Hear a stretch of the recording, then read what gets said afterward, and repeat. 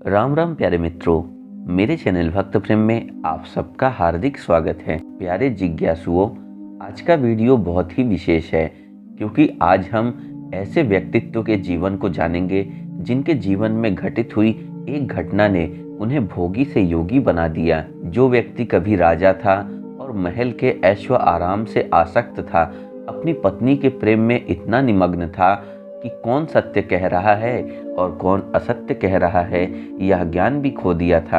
आज हम ऐसे व्यक्ति के बारे में जानेंगे। उसकी प्रिय पत्नी से जुड़ी एक घटना ने उसके पूरे जीवन को बदल कर रख दिया था। मित्रों, हम बात कर रहे हैं राजा भर्तृहरि की, जिन्होंने महाभोगी से एक योगी का शानदार जीवन जिया। यह बात तब की है जब उज्जैन के राजा गंधर्वसेन हुआ करते थे। उनकी दो पत्नियां थी। उन्हें एक पत्नी से विक्रमादित्य नामक पुत्र हुआ और दूसरी पत्नी से भर्तृहरि नाम का पुत्र हुआ था। दोनों पुत्रों के बड़े हो जाने पर आगे चल के गंधर्वसेन ने अपने ज्येष्ठ पुत्र भर्तृहरि को राज सिंहासन पर आसीन कर दिया। भर्तृहरि के राजा बनने के बाद उज्जैनी नगर की जनता पहले से भी अधिक खुशहाल और समृद्ध हो गई। भर्तृहरि राजा होने के साथ साथ धर्म और नीति शास्त्र के भी बहुत बड़े ज्ञाता थे। धर्म अनुसार ही वे अपने राज्य पर शासन करते थे। मान्यता थी कि राजा भर्तृहरि ने पहले ही 2 विवाह कर रखे थे, लेकिन इसके बाद भी उन्होंने पिंगला नाम की एक कन्या से तीसरा विवाह किया। पिंगला की अत्यंत मन लुभावनी सुंदरता के कारण भर्तृहरि उसे अपनी सभी रानियों से ज्यादा प्रेम करते थे। वे पिंगला की सुंदरता से इतना मोहित हो गए थे कि धीरे धीरे वे अपने राज्य के कर्तव्यों को भुलाने लगे। भर्तृहरि पिंगला से अत्यधिक प्रेम करते थे, लेकिन वो स्त्री राजा के प्रेम के कतई योग्य नहीं थी। पिंगला एक चरित्रहीन महिला थी। एक दिन की बात है, रानी पिंगला को उसके देवर विक्रमादित्य ने एक नौकर के साथ आपत्तिजनक स्थिति में देख लिया। वह नौकर घोड़ों की देखरेख करने वाले नौकरों का मुखिया था। उसे दरोगा की उपाधि प्राप्त थी। जब पिंगला को देवर द्वारा स्वयं को इस अवस्था में देख लिए जाने की भनक लगी तो उसने विक्रमादित्य को अपने मार्ग से हटाने के लिए एक घिनौना षड्यंत्र रचा। उसने अन्न जल का त्याग कर दिया। जब राजा ने इसका कारण पूछा तो पिंगला ने कहा कि आपके भाई ने मेरी इज्जत को ध्वस्त करने का प्रयत्न किया। पिंगला द्वारा यह कहने पर भी भर्तृहरि को अपने भाई पर विश्वास था कि विक्रमादित्य ऐसी गलती नहीं कर सकता, लेकिन पत्नी के मोह में अंधे हो चुके भर्तृहरि ने अपने भाई को अंततः दोषी ठहरा ही दिया। इतने से भी संतुष्ट न हुई रानी ने कहा कि इसे मारकर जंगल में डाल आए और इसकी आंखें निकाल कर लाएं और मुझे दिखाएं, तभी मैं जीवित रहूंगी, नहीं तो मर जाऊंगी। राजा भर्तृहरि ने अपनी सिपाहियों को रानी के कथन अनुसार ही आदेश दे दिया। कर्मचारियों के जाने के बाद विक्रमादित्य ने कहा कि भाई आपको यह स्त्री मरवाएगी। विक्रम ने भरसक प्रयास किया अपने भाई को यह बताने के लिए कि यह स्त्री चरित्रवान नहीं है, परंतु भर्तृहरि ने तो मानो अपने कान ही बंद कर लिए थे। उन्होंने विक्रम की एक भी नहीं सुनी और उसे मारने का आदेश दे डाला। राजा के वृद्ध मंत्री ने सैनिकों से कहा कि विक्रम निर्दोष है, इसको मारना मत और किसी मृग की आंखें निकाल कर लाना और रानी को दिखा देना। विक्रमादित्य को उसके मामा के पास छोड़ाओ, जो कि दूसरे राजा के राज्य में रहते हैं। मंत्री के कहे अनुसार ही सब हुआ। इस प्रकार रानी पिंगला के रास्ते का कांटा साफ हो गया। एक दिन राजा भर्तृहरि जंगल में शिकार खेलने गए हुए थे। उसने एक हिरण को तीर से मार दिया। उसी समय सिद्ध योगी गुरु गोरखनाथ जी वहां से जा रहे थे। उन्होंने राजा से कहा, हे राजन, निर्दोष को मारने से महापाप लगता है। राजपाट के मद में अंधा न हो प्राणी, एक दिन संसार छोड़कर भी जाना है। तब भर्तृहरि ने अपने राजा होने के अधिकार को जताते हुए कहा कि यदि इतना ही जीवों के प्रति दयावान हो तो इस मृग को जीवित कर दे, नहीं तो यह संत वेशभूषा उतार कर रख दे। इतना सुनकर तब श्री गोरखनाथ जी ने शर्त रखी कि यदि मैं इस हिरण को जीवित कर दूं तो आपको मेरा शिष्य बनना पड़ेगा। राजा भर्तृहरि ने कहा, ठीक है। श्री गोरखनाथ जी ने उसी समय कान पकड़कर हिरण को खड़ा कर दिया। उन्होंने राजा को घोड़े से उतरने को कहा। राजा ने नीचे उतरकर संत के पैर पकड़कर क्षमा याचना की और कहा कि मुझे कुछ समय और राज्य करने दे, फिर मैं आपका शिष्य बन जाऊंगा। मेरे बिना मेरी पत्नी रो रो कर मर जाएगी, वह मेरे बिना नहीं रह सकती।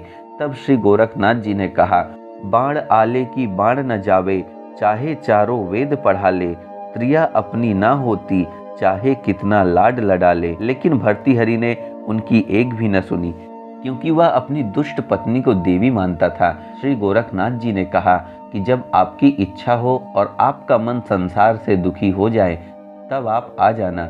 गुरु गोरखनाथ तब के लिए वहां से चले गए और राजा भी अपने राज्य को लौट गए। कुछ समय बाद श्री गोरखनाथ जी वेश बदलकर अन्य संत के रूप में राजा भर्तृहरि जी के पास गए और उनको एक फल देकर कहा कि जो इस फल को खा लेगा वह लंबी आयु जिएगा और युवा बना रहेगा। यह कहकर वे राजा से कुछ दक्षिणा लेकर वहां से चले गए। उधर गुरु गोरखनाथ के जाने के बाद राजा भर्तृहरि फल को ध्यान से देखने लगे और मन ही मन सोचने लगे कि मैं तो राजा हूँ, मुझे जवानी और सुंदरता की क्या आवश्यकता है। फिर उन्होंने सोचा कि क्यों न मैं इस फल को रानी पिंगला को दे दूं, जिसको खाने से वे सदा सुंदर और जवान बनी रहेंगी। राजा ने वह दिव्य फल रानी पिंगला को ले जाकर दे दिया। प्रेम में अंधे भर्तृहरि को इस बात का तनिक भी आभास नहीं था कि जिस रानी को वो अत्यधिक प्रेम करता है वह उनसे नहीं बल्कि उसी नगर के कोतवाल से प्रेम करती है, और उसने वह फल कोतवाल को ले जाकर दे दिया। लेकिन वह कोतवाल रानी से नहीं बल्कि उसी नगर की एक वैश्या से प्रेम करता था और उसने वह दिव्य फल उसे दे दिया। जब वैश्या को फल की दिव्यता के बारे में पता चला तो उसने सोचा कि यदि मैं इस फल को खा लेती हूँ तो लंबी आयु तक सदा सुंदर और जवान बन जाऊंगी, लेकिन मुझे जीवन भर यही बुरा कर्म करना पड़ेगा और फिर मुझे इस नर्क से जीवन को भी अधिक दिनों तक जीना पड़ेगा। फिर कुछ देर के बाद उसके मन में यह विचार आया कि क्यों ना इस फल को ले जाकर राजा भर्तृहरि को दे दूं, क्योंकि यदि वे इस दिव्य फल को खा लेंगे तो सदा के लिए सुंदर और युवा बन जाएंगे और इस तरह वे लंबे समय तक प्रजा को सभी प्रकार की सुख सुविधा देने में सक्षम बने रहेंगे। यह सोचकर उसने दिव्य फल को ले जाकर राजा को दे दिया।